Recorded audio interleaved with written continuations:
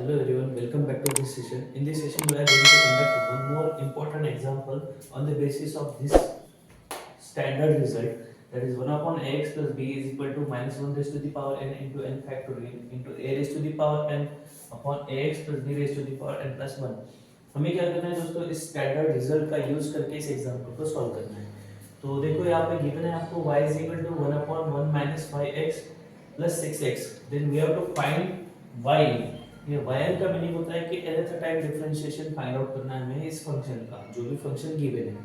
तो ओके, देखो यहाँ पे y is equal to, अब देखो इसको हम ऐसे लिख सकते हैं क्या दोस्तों, 6x square minus 5x plus 1, इसको क्या किया गया, ऐसा लिखेंगे 6x square minus 5x plus 1। Now दोस्तों देखो यहाँ पे ये हमारा क्वाड्रेटिक इक्वेशन होता है, और क्वाड्रेटिक इक्वेशन को हम क्या करेंगे, उसकी मिडिल टर्म स्प्लिट करेंगे। ओके, तो आपको पता है कि जैसे कि ये 6 लेते हैं और ये 1 लेते हैं, 6 बंदा क्या हो जाएगा, 6 हो जाएगा। देन 6 को ऐसा हमें मल्टीप्लाई करना है कि जिसके एडिशन क्या आनी चाहिए, -5 आनी चाहिए। तो क्या होगा यहाँ पे 3 2 जा 6 होता है। ओके, उसकी एडिशन क्या आनी चाहिए, -5 आनी चाहिए, तो ये -3 -2 होगा। तो इस चीज को हम कैसे लिख सकते हैं फिर, 6x square minus 3x 2x plus 1 लिखेंगे। Okay, then after that next हम क्या करेंगे, इसमें से देखो दोस्तों यहाँ पे 6x स्क्वायर में 6x स्क्वायर है माइनस 3x है, इसमें से कॉमन क्या निकलेगा, तो 3x कॉमन निकलेगा, तो अंदर ब्रैकेट के अंदर बचेगा 2x माइनस 1 बचेगा। आफ्टर दैट नेक्स्ट यहाँ से हम क्या करेंगे दोस्तों, -1 को कॉमन लेंगे, तो -1 को कॉमन लेने के बाद में बचेगा 2x माइनस 1 बचेगा। ओके, देन लास्ट में देखो ये ब्रैकेट सेम है, इसलिए हम एक ही बार लिखेंगे और 3x माइनस 1 को लिखेंगे। इसके बाद में देखो दोस्तों y is equal to हमारे पास में आ गया 1/2x minus 1 into 3x minus 1। Now अभी क्या करना है दोस्तों, हमें यहाँ पे थोड़ा सा पार्शियल फ्रैक्शन का यूज करना है। देखो ये दोनों भी ब्रैकेट एक दूसरे के साथ में मल्टीप्लिकेशन में है, बट हमारे पास में रिजल्ट सिर्फ 1/ax प्लस b के लिए है। तो हमें क्या करना है, इन दोनों को सेपरेट करना है। इन दोनों को सेपरेट करने के लिए हम क्या करेंगे, पार्शियल फ्रैक्शन का यूज करेंगे।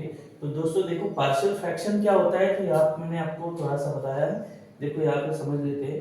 1/2x minus 1 into 3x minus 1 है, तो हम क्या करेंगे, दोनों को सेपरेट करने के लिए a/2x माइनस 1 लिखेंगे प्लस b/3x माइनस 1 लिखेंगे। आफ्टर दैट नेक्स्ट क्या करेंगे, इसका क्रॉस मल्टीप्लिकेशन करेंगे, तो क्रॉस मल्टीप्लिकेशन करने के बाद में a इंटू 3x माइनस 1 होगा plus b into 2x minus 1 होगा। अपॉन में क्या होगा, इन दोनों का multiplication 2x minus 1 into 3x minus 1। देखो दोस्तों ये इसके साथ में क्या हो जाएगा, कैंसिल आउट हो जाएगा, तो सिंपली बचेगा क्या, तो 1 is equal to a into 3x minus 1 plus b into 2x minus 1 बचेगा। ओके, देन देखो दोस्तों यहाँ पे क्या करना पड़ता है, आपको a की वैल्यू फाइंड आउट करनी पड़ती है और b की वैल्यू फाइंड आउट करनी पड़ती है। सो सिंपली a की वैल्यू फाइंड आउट करने के लिए दोस्तों हम क्या करेंगे, x is equal to 1/2 put करेंगे। तो जब आपको a की वैल्यू फाइंड आउट करना है, तब आपको क्या करना पड़ता है, इस b को 0 करना पड़ता है। तो b को 0 करने के लिए हमें क्या करना पड़ेगा, यहाँ पे x को ऐसा चूज करना पड़ेगा कि ये पूरा का पूरा 0 हो जाए। तो हम क्या करेंगे, यहाँ पे ये 2x माइनस 1 है, तो 2x माइनस 1, तो हम इस x की जगह पे ऐसा क्या पुट करेंगे, ये 0 हो जाए। तो यहाँ पे 2 मल्टीप्लाई बाय 1/2 पुट कर सकते हैं -1। ओके, तो ये हो जाएगा 2 टू गेट कैंसिल, 1 माइनस 1 क्या होगा, तो 0 होगा। तो हम क्या करेंगे, पुट करेंगे x इज इक्वल टू 1/2, किसके लिए, तो b को 0 करने के लिए। ओके, तो b 0 हो जाएगा, तो बचेगा क्या, a इंटू 3 इंटू इस x की जगह पे 1/2 पुट करेंगे, तो ये 3/2 आएगा -1। देन 3/2 माइनस 1 कितना होता है, तो 3 माइनस 2 हो जाएगा, अपॉन में 2 आएगा, तो ये आएगा 1/2। ओके, तो सिंपली यहाँ से a की वैल्यू क्या हो जाएगी, तो 2 पे ट्रांसफर करेंगे तो a इज इक्वल टू हो जाएगा 2। आफ्टर दैट नेक्स्ट b की वैल्यू फाइंड आउट करने के लिए हम क्या करेंगे दोस्तों, a को 0 करेंगे। b की वैल्यू फाइंड आउट करने के लिए a को 0 करेंगे। नाउ a कैसे 0 होगा दोस्तों, देखो यहाँ पे 3x माइनस 1 है, तो इसको 0 करना है, तो हमें x की जगह पे ऐसा क्या पुट करना पड़ेगा, तो देखो 3 मल्टीप्लाई बाय 1/3 को पुट करेंगे and -1। Okay, 3 3 get cancel, 1 minus 1 कितना होगा, तो 0 होगा। तो हम क्या करेंगे, a को 0 करने के लिए x is equal to 1/3 put करेंगे। ओके, तो मिलेगा हमें b इज इक्वल टू, ये 2/3 हो जाएगा, -1 होगा, हमने x की जगह पे 1/3 को पुट किया, after that next b is equal to 2 minus 3 upon 3 होगा, so b is equal to आएगा माइनस 1/3 आएगा। ओके, देन इस 3 को इधर ट्रांसफर करेंगे तो b is equal to minus 3 हो जाएगा। ओके, तो हमें क्या करना है दोस्तों, पार्शियल फ्रैक्शन का यूज करते वक्त हमें इस स्टेप को ऐसा लिखना पड़ेगा, तो 1 upon a upon 2x minus 1 plus b upon 3x minus 1 लिखेंगे।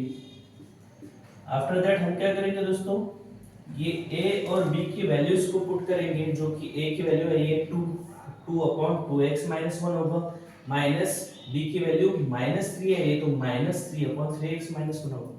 देन आपके पास में दोस्तों इसके लिए स्टैंडर्ड रिजल्ट है, जो कि 1 अपॉन ax प्लस b के लिए होता है।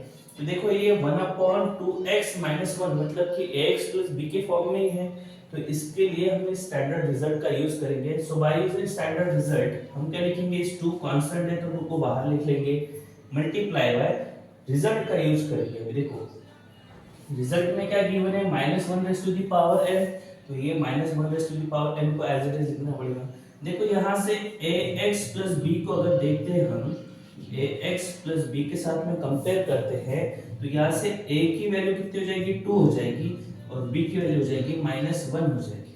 ओके, तो यहाँ पे minus 1 raise to the power n होगा, standard result minus 1 raise to the power n into n factorial into a raise to the power n है, तो हमारे पास में a की वैल्यू क्या है, 2 है, तो ये 2 raise to the power n हो जाएगा, अपॉन में ax plus b raise to the power n minus 1 है, मतलब कि इसका पावर कितना है, n प्लस 1 है, तो हम क्या करेंगे 2x माइनस 1 का पावर n प्लस 1 लेंगे। ओके, देन माइनस सेम 3 के लिए करेंगे, 3 कांस्टेंट है तो 3 को बाहर ले लेंगे, सेम 3x माइनस 1 के लिए रिजल्ट का यूज करेंगे, तो minus 1 raise to the power क्या हो जाएगा, n हो जाएगा, इनटू n फैक्टोरियल हो जाएगा, इनटू यहाँ पे a की वैल्यू कितनी होगी, तो 3 होगी, और b की वैल्यू होगी minus 1। Okay, so a is equal to 3 है, तो a raise to the power n लेते हैं हम वहां पे, तो a होगा 3 raise to the power n upon में 3x minus 1 raise to the power कितना होगा, n प्लस 1।